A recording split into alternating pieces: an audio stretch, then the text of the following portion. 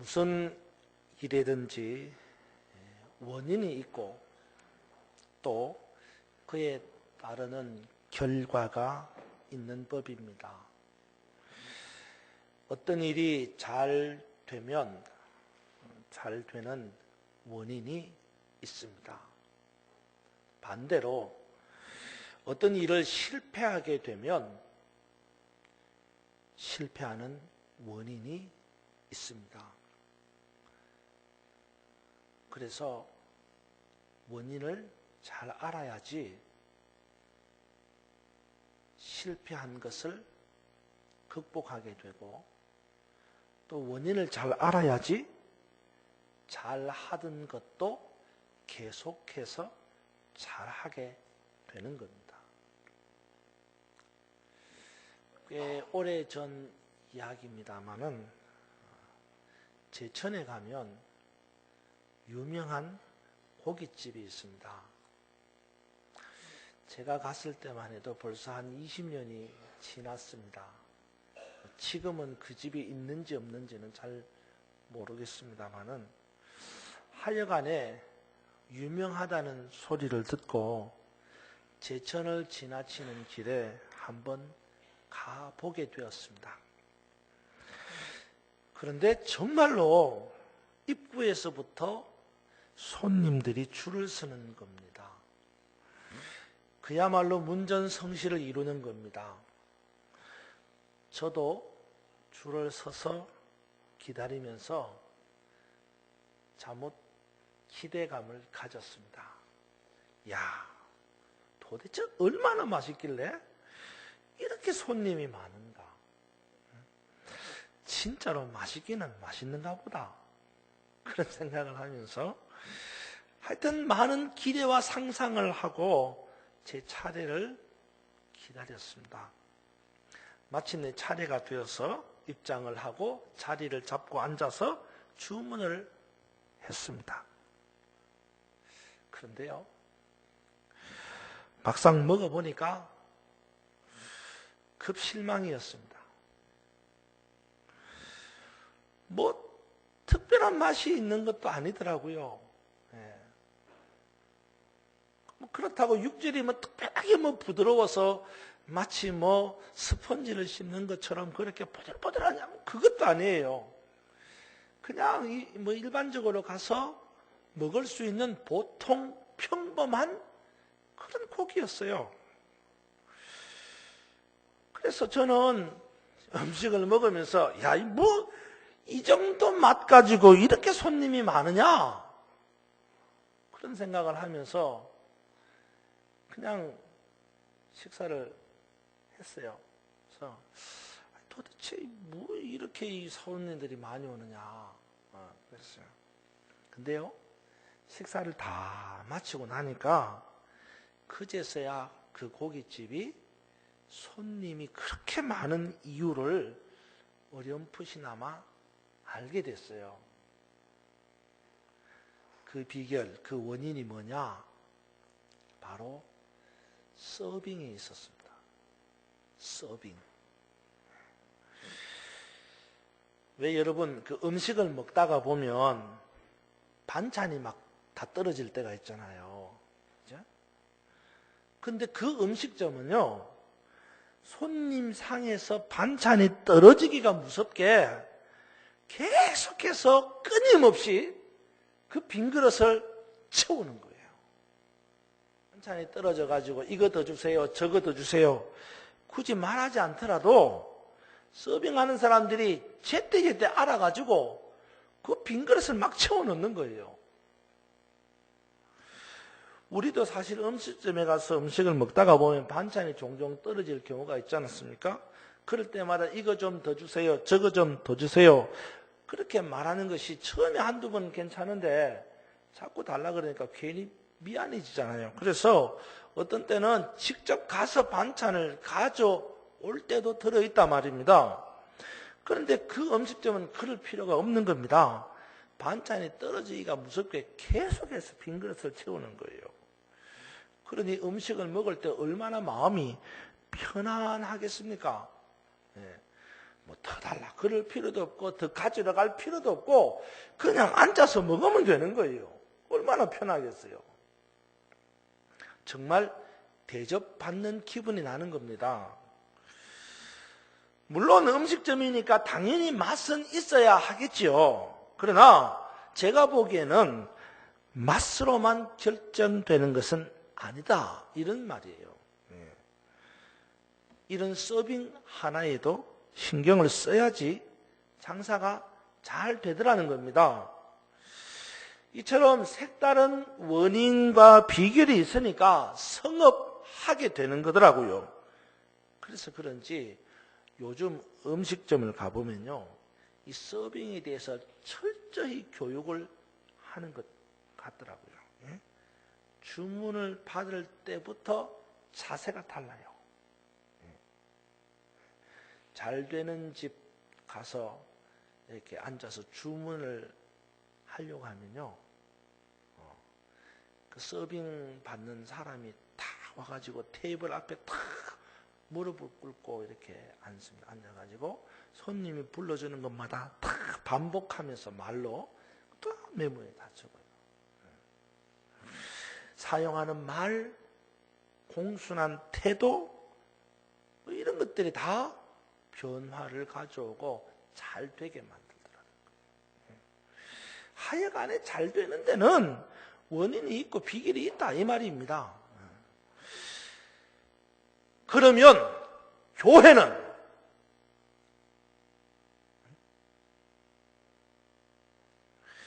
갑자기 그런 생각이 들었습니다. 물론 교회가 음식점은 아니지만 그래도 교회가 부흥하고 성장을 이루어 가려면 원인이 있고 비결이 있어야 될 텐데 그게 뭐냐?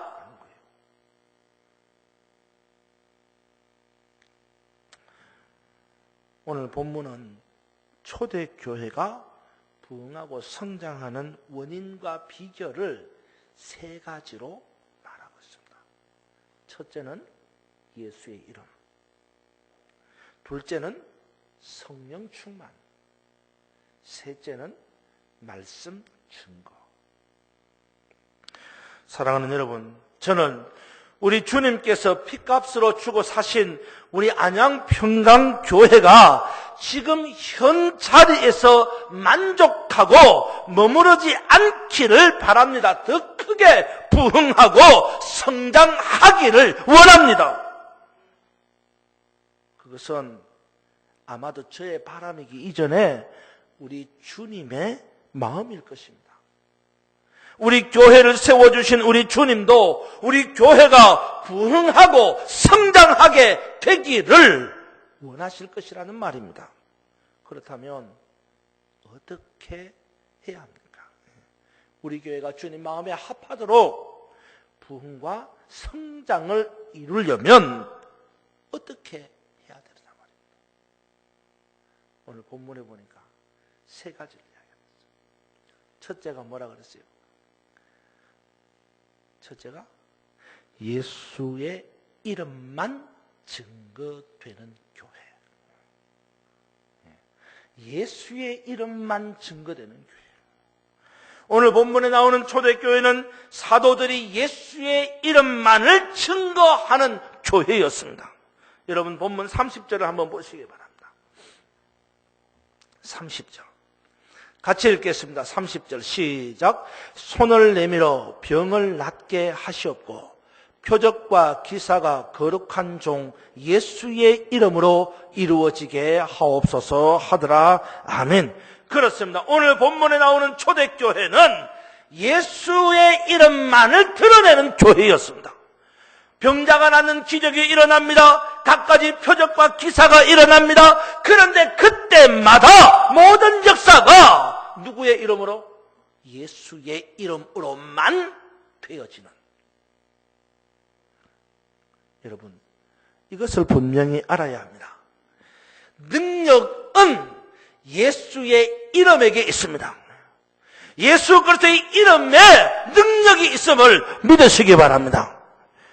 예수의 이름을 높이고 예수의 깃발을 들 때에 비로소 권위를 넘어서게 되고 제도를 뛰어넘게 되고 힘도 무너뜨리게 되는 것입니다. 예수의 이름이 어떤 것입니까? 예수님, 십자가에서 죽으시고 사흘 만에 다시 살아나신 부활의 이름, 그가 바로 예수 그리스도이십니다. 빌립보서 2장 10절을 보면 이렇게 말합니다. 하늘 위에나 땅 위에나 땅 아래에서 모든 이름을 예수의 무릎에 꿇게 하시고, 이 세상의 모든 것들이 예수의 이름에 무릎 꿇게 되는 것, 그것이 곧 예수 그리스도의 이름입니다. 로마서 10장 13절에 보면 이렇게 말합니다. 누구든지 주의 이름을 부르는 자가 구원을 얻는다. 예수의 이름은 구원을 베푸는 이름입니다. 마태복음 1장 21절에 보면 자기 백성을 저희 죄에서 구원할 자이심이라. 예수의 이름은 구원의 보증수표입니다. 마가복음 16장 17절에 보면 귀신을 쫓아내시는 예수 그리스도의 이름이 나옵니다. 누가복음 10장 17절에 보면 귀신을 이기시는 예수 그리스도의 이름이 나옵니다. 그뿐만 아닙니다. 사도행전을 보면 베드로와 요한이 뭐라고 말합니까? 나사렛 예수 그리스도의 이름으로 일어나 걸으라고 선포합니다.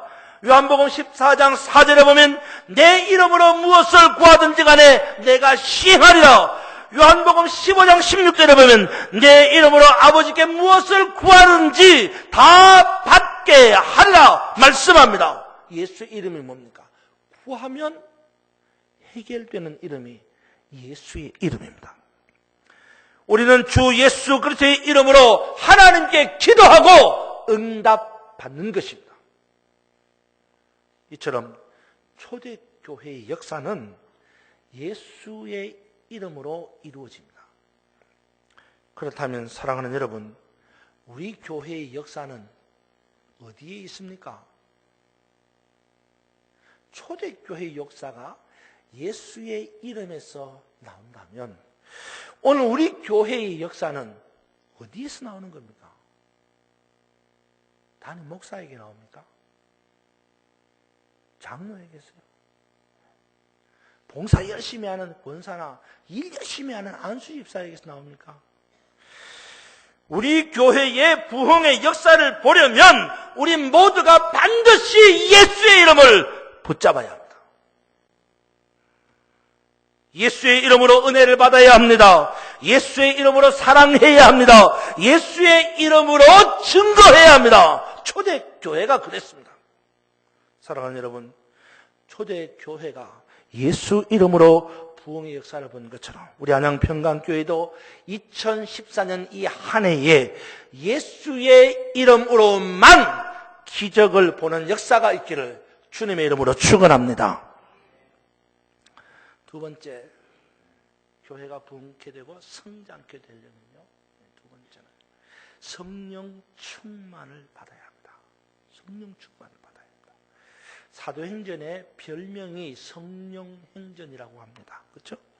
사도행전을 읽어보면 성령께서 어떻게 역사하시는가를 볼 수 있습니다. 사도행전 2장에서는요, 초대교회 오순절 날에 성령의 부으심이 어떻게 나타났는가를 보여주고 있습니다. 어떻게요? 불의 혀같이 갈라져서 성령의 역사하심이 일어나니 모든 사람들이 다 각기 자기 말로 방언하는 역사가 일어났습니다. 성령 충만의 모습이 사도행전 4장에 기록됩니다. 사도 바울이 공회 앞에서 담대하게 예수 그리스도의 이름을 증거할 수 있었던 것도 그가 성령의 충만함을 받았기 때문이에요. 성령학자로 유명한 R.A. 토레이 목사님이라는 분이 계십니다. 이분은요, 자기 고백이 나는 평생에 300번의 성령 충만을 받았다. 그러고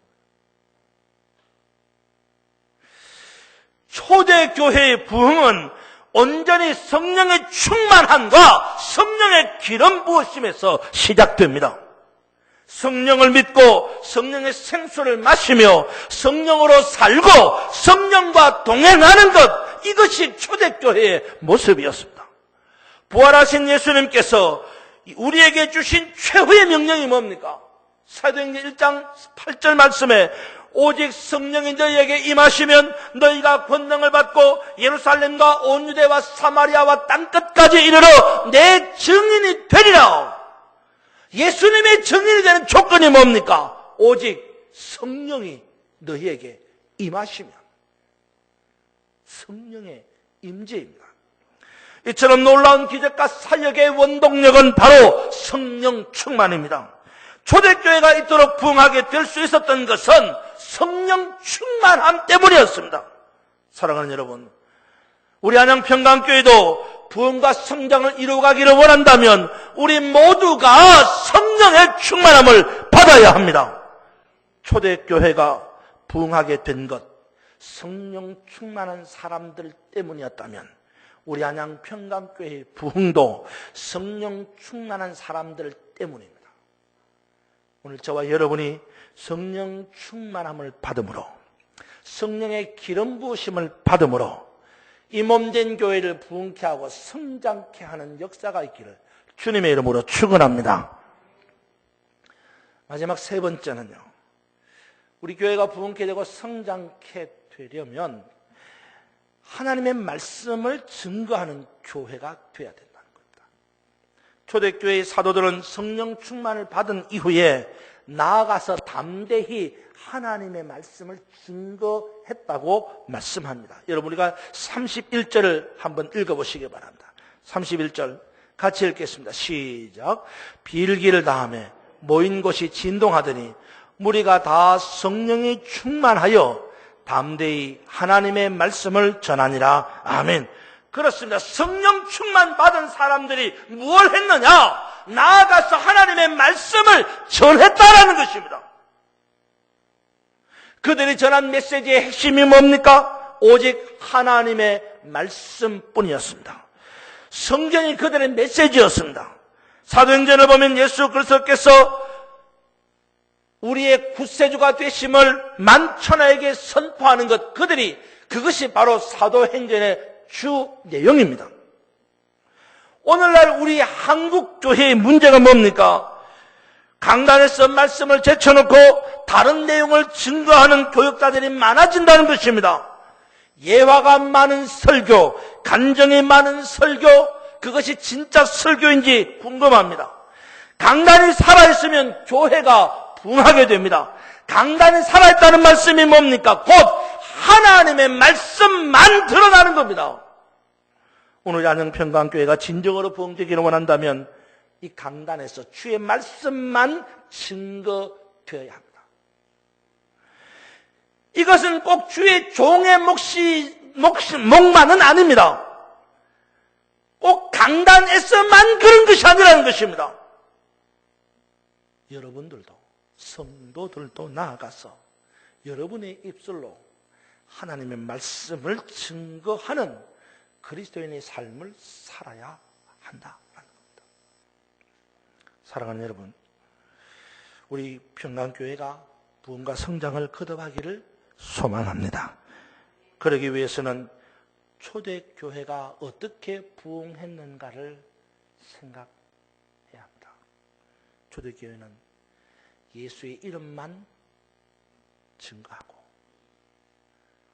초대교회는 성령의 충만함이 있었고, 초대교회는 하나님의 말씀만 증거하는 교회였습니다. 이 한 주간도 예수의 이름을 드러내고 성령 충만하며 나아가서 여러분의 입술로 하나님의 말씀을 증거하는 전도자의 삶을 살아서 주의 몸된 교회가 부흥케 되고 성장케 되는 놀라운 역사가 일어나기를 주님의 이름으로 축원합니다. 기도하겠습니다. 주님, 피로 값지고 세우신 몸된 교회가 39주년을 맞이하는 이때에 오늘 이 사랑하는 교회가 주님 마음에 합하여 부흥케 되고 성장케 되기를 원하오니 우리 모두가 주의 이름을 드러내게 하시고 성령 충만한 삶을 살게 하시며 하나님의 말씀만을 전파하는 전도자가 되게 하여 주셔서 하나님의 교회를 성장케 하는 주의 종들이 되게 하여 주옵소서. 예수님의 이름으로 기도하옵나이다. 아멘.